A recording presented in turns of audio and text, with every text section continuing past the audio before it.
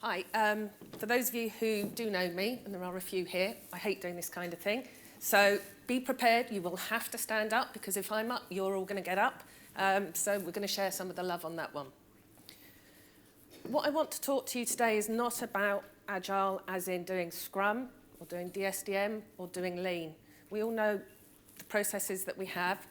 What I want to talk to you is about an Agile organisation, about Agile transformation, and actually you could put that into a waterfall project methodology. How do we go about transforming our organisation from a bureaucratic, hierarchical one to one that is flexible and nimble and fast? There seems to be a strong correlation between if we implement Agile, we're an Agile organisation. And I think what I'd like to do to start, if I can find the right button, is to think about if we took that term Agile out of an Agile organisation, what would it be? I'll try and wander along the front. I am accident prone, so if I do fall off, someone please come and get me. These, I think, are all the terms that when you think about your organisation, you should be searching for. Do you want it to be sharp, quick, nimble, fast, reactive? You could put that with waterfall. It wouldn't matter. And what I'd like us to think about is breaking that correlation between doing Agile and thinking that we've got an Agile organisation, because I don't think they're the same thing.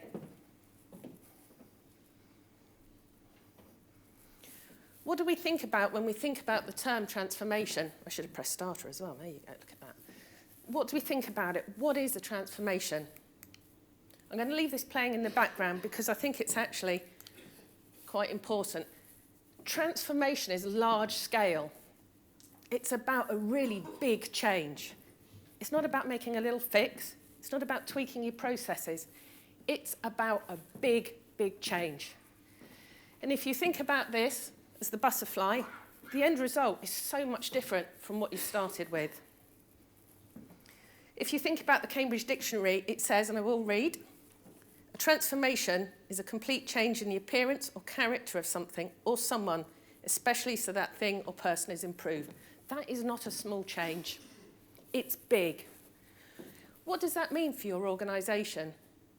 If, as in AXA, you've got 10,000 plus people, you've got a heritage that goes back to 1700. How can you go about changing that mindset? You've got great employees, they've been with you perhaps 40 years. Their mindset, their expectations, their heritage is different to the teams that come in. You might have a graduate, they've been there 45 minutes. They're looking for something completely different.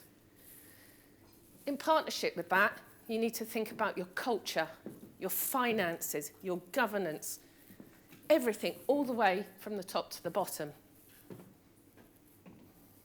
So I'll ask you, all of you that think you have an Agile methodology, up, please.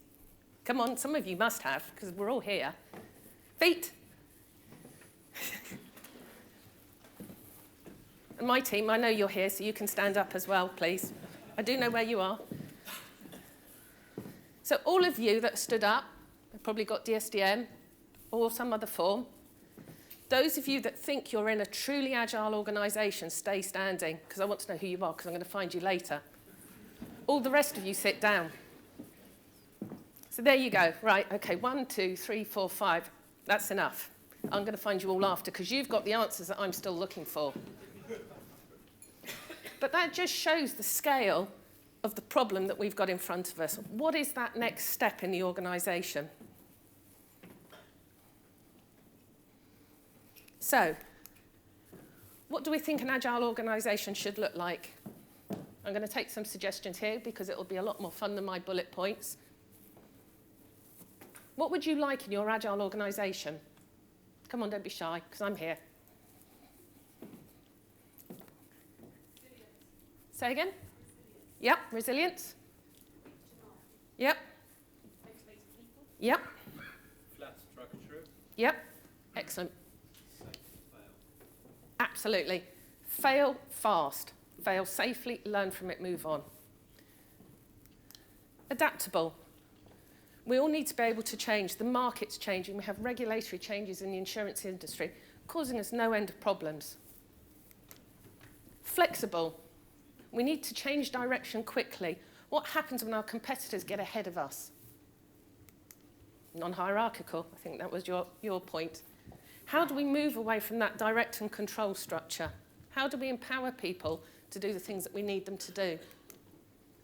Cohesive. I think that's a really big one. That joined up feeling, that team effort, all going together towards a common goal. So why do we find it so difficult? What is it that's causing us a problem? I tried to find a title for this slide, and it started off with bureaucratic or hierarchical 2, and I couldn't think of a 2. So we've gone 0 to hero. I think a lot of our organisations go through this process. If you think about step 1 being your bureaucratic, historical organisation, direct and control. Someone's going to have a great idea. We're going to implement Agile. We're going to be Agile. So you'll start with a team, a project team, a pilot. It'll be really good. The team's going to be empowered. They're going to be really excited by it. It's going to work well. You're going to get some benefits. So what we'll do is we'll take that Agile team and we'll replicate it, but not change the organisation.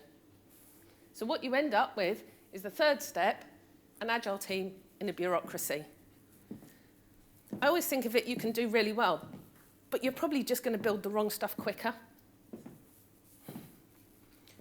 What you truly need is that Agile network where your company, your organisation, your customer, your teams are all working together. Common goal. And I think for most of us, we manage the Agile teams in a bureaucracy. What we don't manage is an Agile network. We don't manage that Agile organisation. And I think for us, most of us here, that transition, that's the challenge. How do we get from those Agile teams and that bureaucratic organisation into a new world? So, I have to give you something that is going to help make things better. This is what we're looking at. It's an organisational onion. Couldn't think of anything else to call it, so it's kind of like that. But what that does show you is you've got a common agreement and strategy from everyone. You work with the capacity that you have. And when you have conflicts, you work within the organisation to resolve those. If you look, nothing sits outside the boundaries of the strategy and vision of your organisation. Everything is aligned. Everything has a touch point. And that's what you need to work towards, I think. And that is what gives you the benefits. When your world changes, how do you manage that? How do you not step outside of those boundaries? And that's about the conversations that you have, the prioritization that you have, the knowledge of your market and the knowledge of your customer. That for us is our next step. And it is a difficult thing to do. It's a difficult transition to make. But only by being truly aligned and managing that are you going to get success. So what does a great organisation consist of? How are we going to get that onion? They seek excellence. We strive to do the best that we can. Don't always get it right. Sometimes we fail, and we should be able to fail safely. Governance and control, something we've touched on already this morning. How can you be flexible enough to allow your teams to do what they need to do without tying them up in metrics, documentation, control, reporting, finance? That's always a challenge. Culture. We all like an open culture. We all like to talk to each other. We all like to work together. It should be safe to express your opinions. It should be safe to challenge. And that is a real big step, to be able to give that autonomy to your teams, to say, hang on, this is the wrong thing that we're doing, but to help them fix it. Come back to continuous learning. Your retrospectives, your learnings, your successes, your failures. How do you share those? How do you share those with your top team, your CEO, your execs, all the way down through your heads of discipline, your development teams, your test teams, your governance? How do you bring those conversations together? And they should be positive and negative learnings. Common goals. This comes back to that onion. It comes back to the boundaries. Make sure you stay within those common goals, because when you start going off on a tangent, you're breaking that cohesion. Leadership. This is where the challenge comes. We talk about implementing Agile either in a bottom-up or a top-down, but what happens? We get stuck in the middle. It's a sticky layer that stops that true success.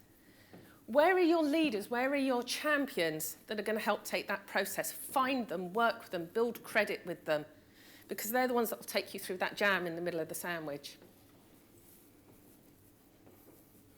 Are your senior leaders? Are they actually your senior managers? Or are they your juniors? Are they the people that have come in 45 minutes ago? Are they going to be the ones that are going to champion this and take you forward?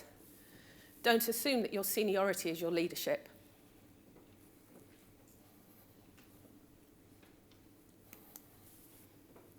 Focus on a culture of engagement. We all know the faces. I often see a lot of the confused ones. Sometimes it's mine. Sometimes I'm even interested. But that's what we need to go through. We go through those steps. You look at those teams. They don't understand. How do we get them bought in, get them interested? You get that Agile project team up and running. Everyone's really determined. They're going to do it. We're going to be Agile. We're going to succeed. But that step between determined and happy, that step 3 to step 4 is where you're going to find your challenge. And only when you get that transition are you going to get your benefits. How do we deal with people that are across the world, across the globe, across the country, even on different floors? Think about your culture. Who's going to lead them? How are you going to bring them together? So why does it fail? Any ideas? What stops all of these things happening? Any ideas? Yep, bad leadership. Culture. Yep. Status. Ah, big one. Fear. Fear of change. Fear of loss of control. Lack of belief in Agile. That's an IT thing, isn't it? We don't need to do that. We're in the business. We just give them the requirements. They'll build it. Why are people scared of change?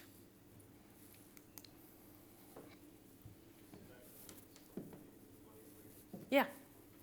And that's where you need your champions. That's where you need to be brought into the process with them, engaged with the business, engaged with the teams, but all the way through the organisation, not just with the projects. No transformational leadership. We have a lot of conversations in our organisations about coaching, and Barbara being an excellent one at that. What we don't have is transformational coaching. And I think that's very different to having a coach that helps you implement Agile. And I don't think we have a roadmap for this. I think for every big enterprise organisation there is, you're going to have a different process. There is no 10-step guide to being an Agile organisation. And we need help with that. Transformational leadership. That's a real skill. Culture. Think about the financial services industry. It's very traditional, it's very safe, it's very structured. How do you change that? How do you change 100, 200 years worth of being safe and being reliable into a flexible, rapid organisation? It's culturally, it's just difficult for people to comprehend. And your parent companies and your stakeholders, they won't get it either. Conflicting demands within the organisation, lack of skills. Business doesn't need to change, it's just for IT, isn't it? So all of these things make us fail. So what I want to leave you with is, what's the glue? What is the glue that's going to bring your organisation together and make it agile? When you go from that step 3 to step 4, what is it that's going to be unique to your company, your teams, your projects? What's going to help you come together? For us, we're going to try an onion. It may work, it may not. But for all of us, that sticky stuff is going to be different. And I think when we go forwards and we think about step 3 to step 4, you might get to step 4. Make sure you have the sticky stuff to hold it there. So I think that's the thought I'll leave you with. For the 4 or 5 who stood up, please, I need to come and find you later because you must have the answers for all of this. All right? Thank you.